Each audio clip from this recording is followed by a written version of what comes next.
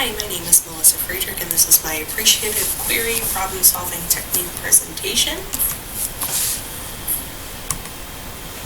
So the first thing that we covered was planning. It said, what did you learn from Operation ASHA?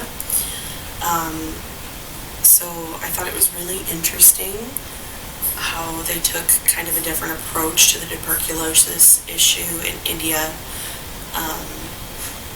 Obviously, being a nurse, it was really fascinating to see how much it's still affecting that area.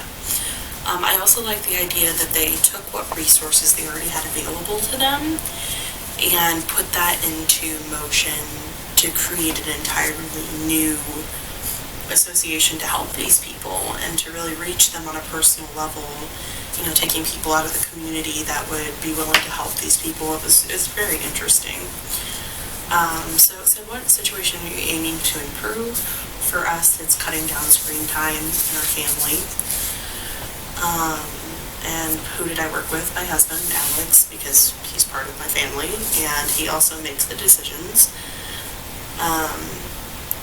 As far as actions that we took, we really just made it simple. We created simple parameters and we made sure to hold each other accountable. We wanted to make it so our children had screen time twice a day, so we kind of just worked for that. So how did you approach the scenario? We just looked at it as, you know, what's the problem? We felt they were having too much screen time.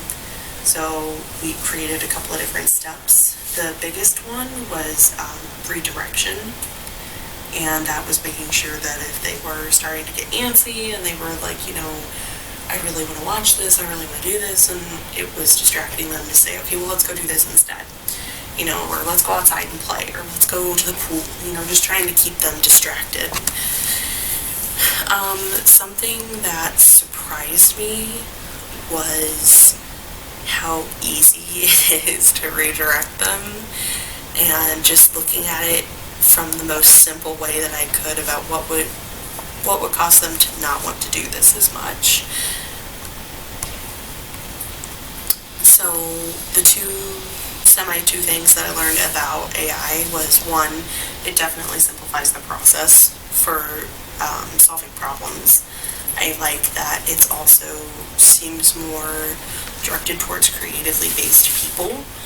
So instead of having to sit down and do a bunch of, you know, logical, like, okay, we need plan A, B, and C, and we need a checklist, it was just kind of going into something and looking at, you know, what is the situation that I am in, and what are some easy ways that I can implement things to change.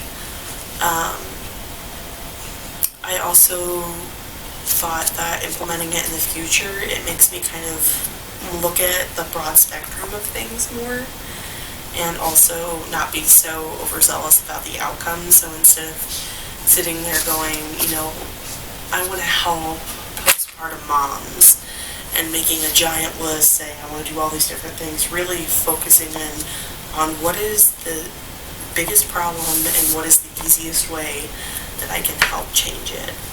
And it says, what's your desired outcome for using 4D process in the future? And realistically, just making it easier to work with my kids would be my choice.